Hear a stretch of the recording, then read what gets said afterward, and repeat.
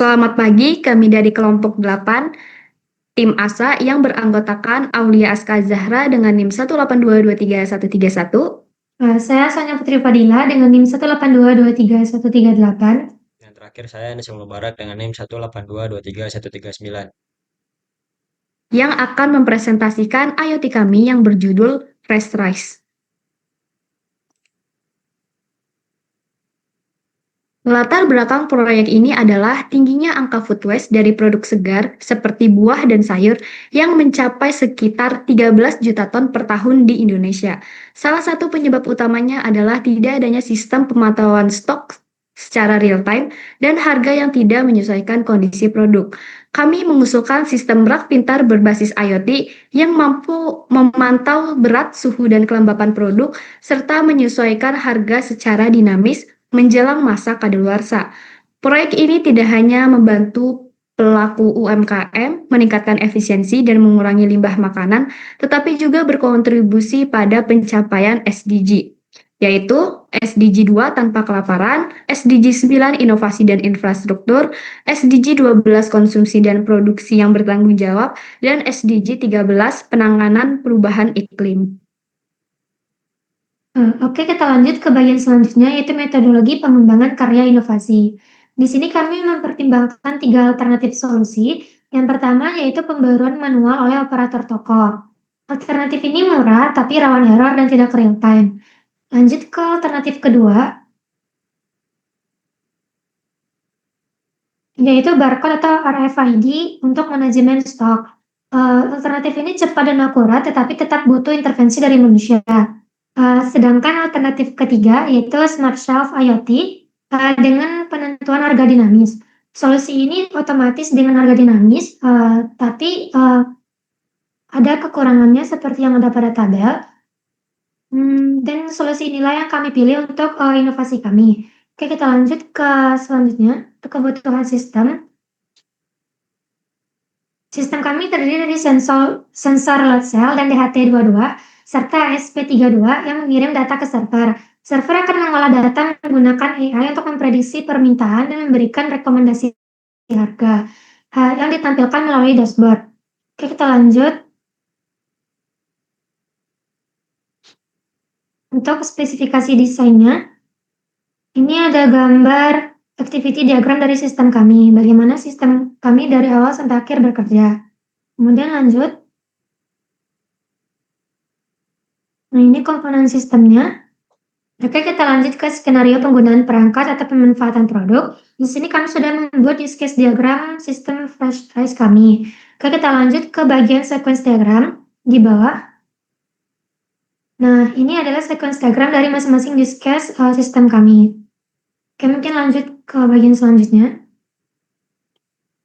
Oke, selanjutnya kita masuk ke desain perangkat keras. Oke, dimulai dari desain blok fungsional. Ya, jadi dari diagram ini dimulai dengan input fisik yaitu produk segarnya diletakkan di atas platform. Kemudian yang kedua adalah akuisisi data sensor yang terdiri dari sensor berat, load cell, dan sensor lingkungan yang mengukur suhu dan kelembapan. Terus yang ketiga akan diproses oleh microcontroller dan akan ditampilkan ke LCD 12C. Kemudian untuk transmisi datanya menggunakan modul komunikasi WiFi internal dari ESP32. Yang kemudian akan dikirimkan melalui jaringan WiFi ke web server backend untuk data-data yang telah dikumpulkan. Kemudian untuk pemilihan teknologinya, untuk sensor kamu memilih load cell ditambah HX711 dan sensor DHT22.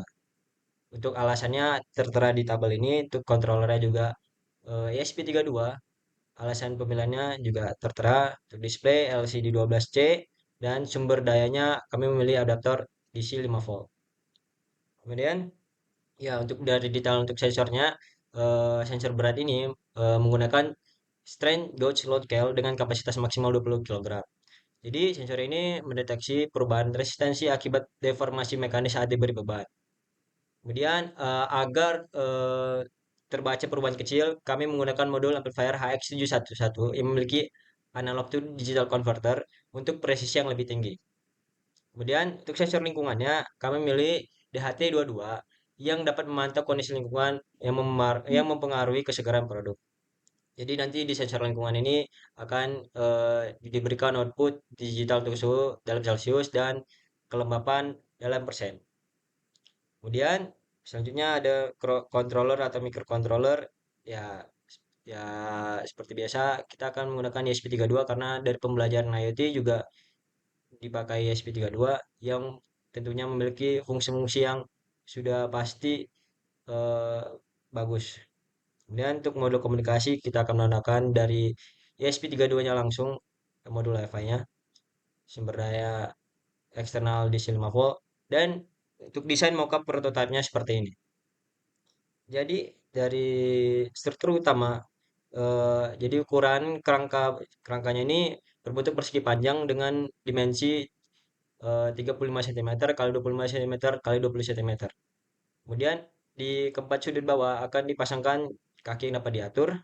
Kemudian untuk platform penimbangannya ya di sini bakal diletakkan produknya serta di bawahnya ada bracket dan load cell-nya.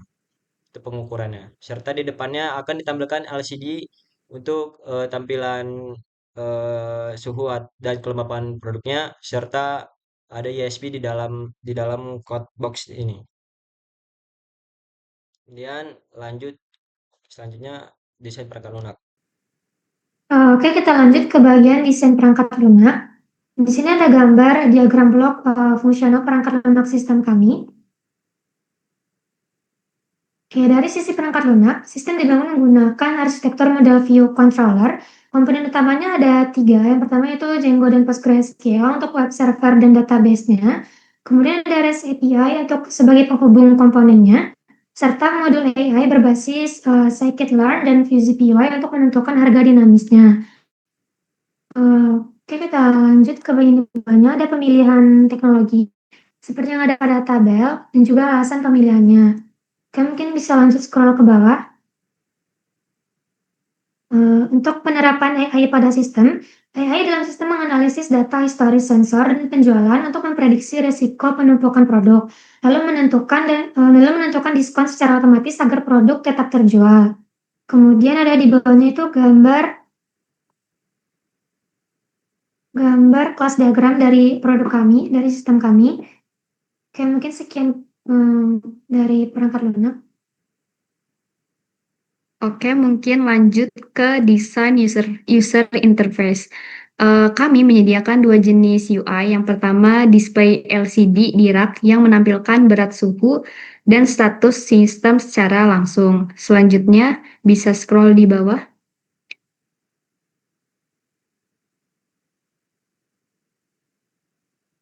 Dan yang gambar kedua ini merupakan web dashboard yang digunakan untuk pemilik toko untuk melihat stok, kondisi produk, dan mengatur diskon manual.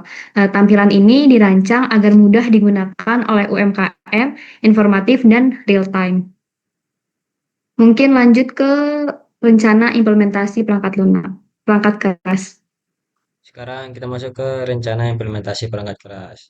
Oke, untuk bagian pertama pilihan komponennya, ya untuk pemilihan komponennya ini sudah dijelaskan dari sebelum-sebelumnya ya dengan ya untuk microcontrollernya SP32, load cell, terus DHT22, LCD, di DC 5 volt untuk sumber dayanya, kemudian ada papan arcade untuk pembuatan casing dan rak, dan ya terakhir tentunya ada perkabelan lah seperti kabel jumper dan breadboard.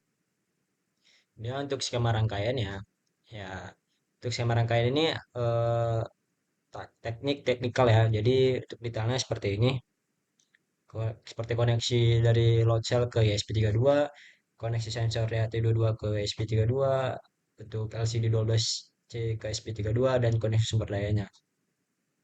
Kemudian untuk casingnya, jadi untuk casingnya ini kita akan menggunakan material khusus yaitu berupa aklik yang akan dipotong dengan laser biar presisi. Kemudian untuk desainnya itu berbentuk kotak dengan penutup yang bisa dilepas untuk memudahkan akses ke komponen elektronik. Kemudian eh, pelorok penimbang akan dirancang agar dapat bergerak bebas secara vertikal untuk memastikan pengukuran berat yang akurat oleh sel di bawahnya. Dan lanjut ke rencana implementasi perangkat lunak. Oke, lanjut ke rencana implementasi perangkat lunak. Untuk pemilihan toolsnya, pengembangan perangkat lunak ini dirancang agar modular, ringan, dan dapat dijalankan sepenuhnya dalam lingkungan pengembangan lokal maupun cloud.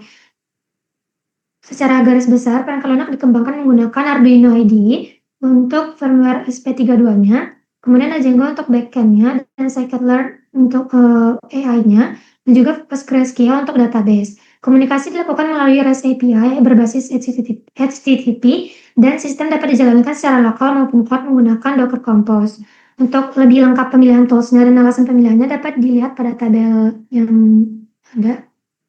Oke, mungkin lanjut ke bagian di bawahnya. Berikut adalah daftar kebutuhan biaya. Total biaya prototype sistem FreshRise adalah sekitar 795.000. Biaya ini mencangkup semua komponen utama dan casing. Biaya ini masih tergolong terjangkau untuk UMKM dengan potensi manfaat jangka panjang yang signifikan. Demikian presentasi dari kami. Semoga sistem ini dapat menjadi kontribusi nyata dalam mengurangi limbah makanan dan membantu pelaku usaha kecil. Terima kasih.